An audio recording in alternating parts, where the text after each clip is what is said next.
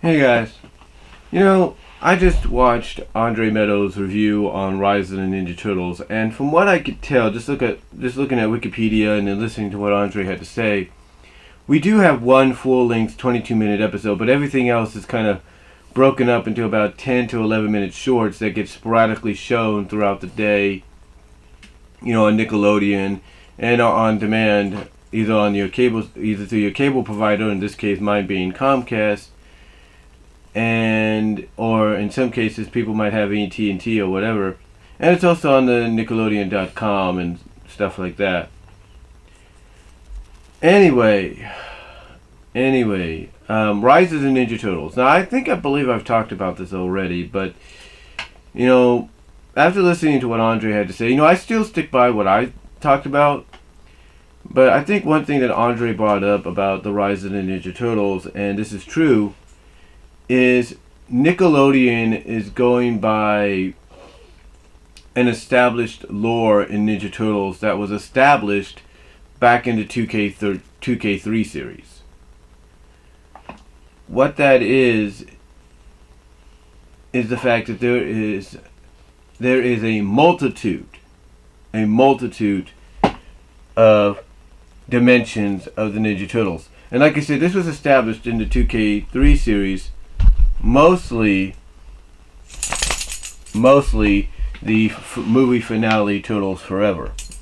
That's what it was established in that scenario. There was a multitude of dimensions.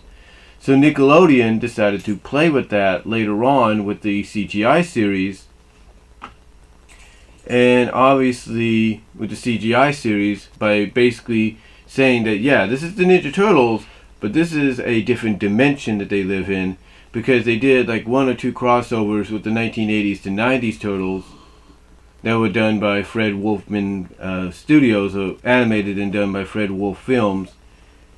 They're saying basically, yeah, this is a Turtles that live in another dimension, because as I've talked about before, and a lot of people have talked about before, and we're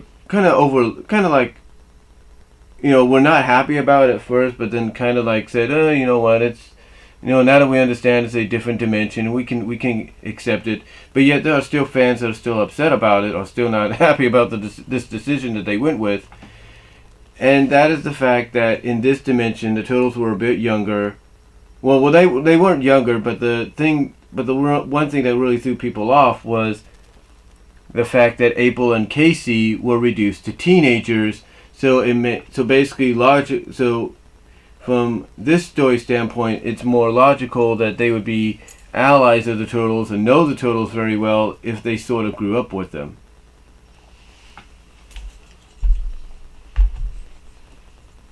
If they sort of grew up with them. And my dog hit my tripod there, I'm sorry. But like I said, if they sort of grew up with them a bit, if they knew, basically it's established that, it makes more sense to go in that direction.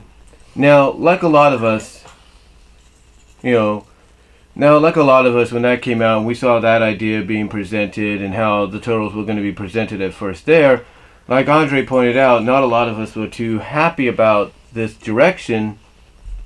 But as time went on, a lot of people, even the older fans who grew up with the 80s and 90s show, started to come to like the series, because basically the series was basically an amalgamation somewhat of everything that made the Ninja Turtles good at that time, of every different incarnation. And sometimes they were reimaginings of characters as well, but there were, like I said, acknowledgments, nods, references, to these other versions of Ninja Turtles, which I guess is good. Was a good move on Nickelodeon's part. But again, still, even with all that, some people were not too sure about it, because it's like, well, why go this route? Why go this direction? And then you kind of see what they do later on. It's like, well, you're trying to grow these characters up. You're slowly watching these characters grow up. and we're going to put them through some emotions and moments that are going to really force them to grow up and be like, look, we need to start doing things, a little bit more different. We need to start, well, not different, but we need to start really, focusing on what's important. And again, there are moments, especially later on in the last season or so, that they go through that really, hammers that message home that, yeah, this is a different kind of Turtles. Yes, it's a Turtles that basically, combines all the best elements and references from past versions of the Ninja Turtles into its own little world, but it can also be as dark as, let's say, the original Ninja Turtle comics could be, and it could be just as shocking. So, once those elements and stuff started to get tossed in there, a lot of fans started to kind of change their tone, like, hey, maybe this is maybe this is Ninja Turtles. It just takes place in a different dimension where all this crazy you-know-what takes place, and it's unlike the other versions. And sometimes that's a good thing, and sometimes that's a bad thing. So, so basically the CGI series did its job. It got people talking. It got people behind it. When at first, just like with any reboot, it started out slow because people were unsure of what they were going to get. And then when they started seeing this happening, hearing about this happening, that's when they were like, okay, we can get behind this. Or at least give it a shot. Again, there were several incidents of that happening. But of course, there were some decisions that were made that, like with any reboot, certain decisions will kind of get criticized and have mixed reactions, stuff like that. For example, probably the biggest one was April being shipped with Donatello. At first, you would think, oh, they're just teasing it, But no, Nickelodeon went basically, I wouldn't say all the way, but basically came out and said, yeah, these two are together. Because you would expect, okay, they're going to go the April Casey route, and they would tease in some kind of friction, love triangle, but it's like, no, instead of going that predictable route, we'll go this route. And it was a surprise. It really was. So yeah, I'm not saying that, looking back on it, because I didn't really watch much of it, but, if at all, but I did watch clips here and there. If the plan was to get people if the plan for Nickelodeon was to get people old and new established or re-established with the Ninja Turtles, and basically established into this new incarnation, this new direction they were going with the franchise, especially starting with the CGI series, well, I would say mission accomplished. They did just that. But now the question is, a lot of fans have is, why go from that to what you're bringing us with Rise of the Ninja Turtles? And one thing that I think the overall message that Andre put in his video was, it may not be for you, but it doesn't mean it's not going to be bad. Basically Andre's message is, hey, if you don't think this is going to be good, you don't have to watch it. But Andre was one of those people that, just like anybody else, that wasn't too sure about the CGI series, and the CGI series changed his mind, because basically it proved that yes, it was Ninja Turtles, but it was being done in a different way, being done in a way that would slowly bring back that older audience, but also bring in that new audience, or bring in as well. Or keep bringing in that new audience as well as bringing back that old audience. So again, like I said earlier, if that was Nickelodeon's intention, mission accomplished. And I think that's what we're probably, according to what I've understood from Andre here, we're probably going to be getting with this. The fact is, it may not look like it's going to be good.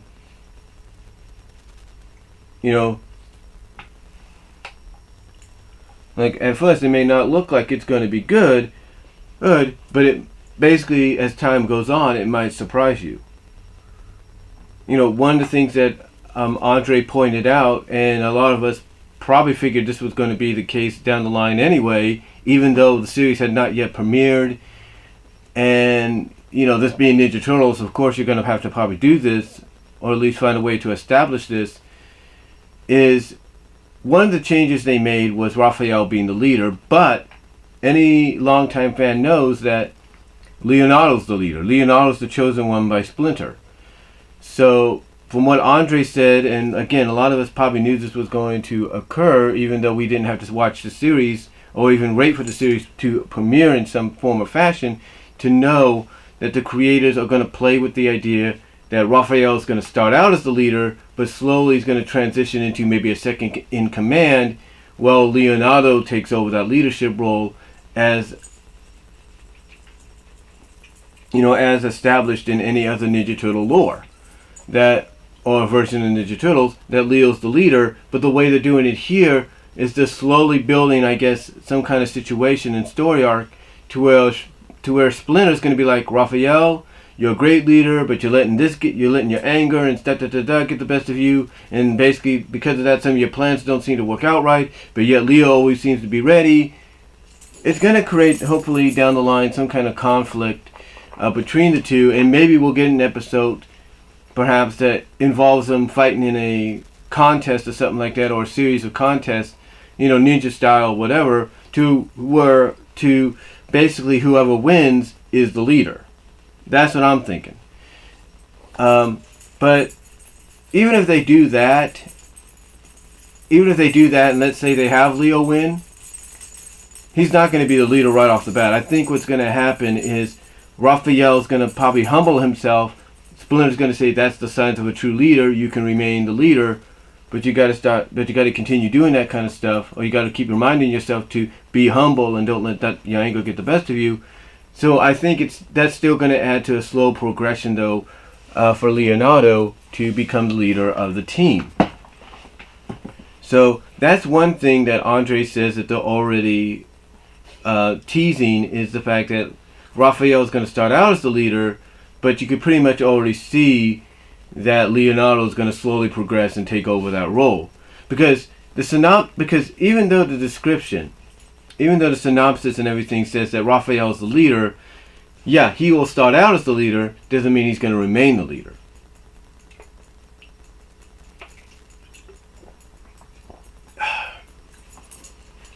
Now, one of the other things too about Ninja Turtles was April. One of the constants was, well, with the exception of Next Mutation, even though she was supposed to be in there had that series continued. But one of the constants was always April. It doesn't matter what version you had, whether you had TV reporter April, scientist April, teenage April, or in this case, with all due respect, and no offense in this, young African American working at a pizza parlor or a pizza restaurant April, who's very hyperactive, street savvy, has a mutant pet dog or whatever it is. Yeah, that's what this April is. She's, and like I said, no offense, and I mean this with all due respect, she's a young African American girl, wears glasses, has two pigtails, I think. I wouldn't say pigtails, but pig buns or whatever that hairstyle is, and I do apologize if I don't get that name of that hairstyle right, in her hair. And again, she works at a pizza parlor. Basically a Chuck E. Cheese-like pizza parlor. Anyway, one of the constants of every Ninja Turtle show, with the exception of Next Mutation, even though she was supposed to be in it down the line, was April. But another constant about April in any of these incarnations, even though it might take to the last season, is she goes through some kind of transformation where she temporarily gets mutated or turns into some kind of other creature. That happened, like, was it 1, 2, 3 times, I believe, in the 80s to 90s series. I mean, her most infamous one being the Catwoman from Channel 6 in the second season. The other one being her temporary being turned into an insect queen by Baxter Stockman in an episode. And then her being turned into a fish woman in one episode. And then if you want to count it, her being possessed by by some kind of spirit of an Atlantis queen that wanted to bring Atlantis to the surface or something like that.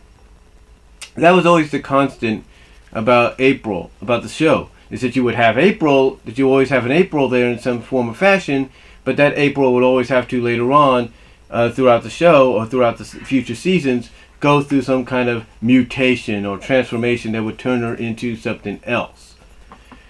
Even the 2K3 series had this, even though they waited to the Back to the Sewer season, which was the final season, to do it in the episode The Engagement Ring, which was basically centered around the fact that Casey had given April this ring, it's what he thought was an engagement ring, didn't know it was possessed by this yin-yang like spirit that's basically throughout the episode slowly turned April into this monster until we get to the climax and she gets basically transformed and turned into this monster with wings and everything's just gigantic and everything. You have to check it out for yourself.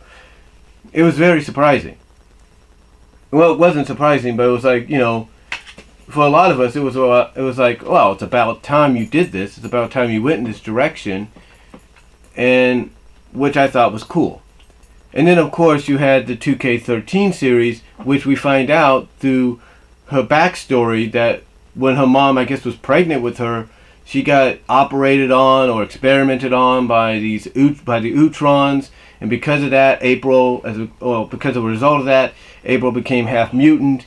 And then later on, we get an episode where after they go through the whole situation where they got to go back in time, where they go into space, and thus they are able to use space to go back in time and prevent certain things from happening. Basically, April comes in possession of this rock, and later on, after they're back on Earth, this rock kind of takes slow control of her. It increases her powers and everything that she has, but it slowly takes control of her to the point that we get an episode centered around it, and then we get this classic line that you kind of get in these kind of episodes where the spirit that's taking over her body tells the turtles, there is no more April. Or basically saying, yeah, the April you know is dead now, whatever. But she's not. She's actually just been possessed. And they just say that for intimidation reasons or whatever. So yeah, she's had that. So now the question is, will they do that here with the new series? I'd say you have to. I say you have to go that route with April in the new series. And I think the best route with this one is to have what's known as these these mosquito-like creatures, these uzakos or whatever they're called. Uzakos or whatever. They're basically mosquitoes that when they bite you, they put mutation in you. Some kind of mutate. They kind of put the ooze in you, if you will. And that causes you to mutate. I think if they're going to do that with April here, the best scenario is to turn her into a goo girl, where she could shapeshift into whatever she has to shapeshift into, melt down to the ground into a puddle that seeps into the cracks and everything. Could seep into the ground if she has to, maybe even evaporate and rain down on people. You know, that's the kind of power you need to give her here, because because the way her character's described her seems that kind of mutation would lend itself perfectly for her to where she could have fun with it. So I think honestly that's what they need to do with this April. I really do. So overall though, I think if you go and watch Andre's video, he talks about it a lot better than I do. Am I going to give this show a chance? It's hard to say. I'm going to go by word of mouth, just like I did with the 2K12 series. But we'll see and wait and see what happens. But again, I think honestly, I think Andre brought up two good points. These are turtles that Nickelodeon's playing on the concept that these are turtles from another dimension. This is just another incarnation of them from another dimension. And this is mainly a show targeted towards that demographic of 7 to 15. So, but let me know what you guys think down below. Comment if you like. I'd like to hear from you guys. Check out Andre's video at Black Nerd Comedy, and I'll talk to y'all later.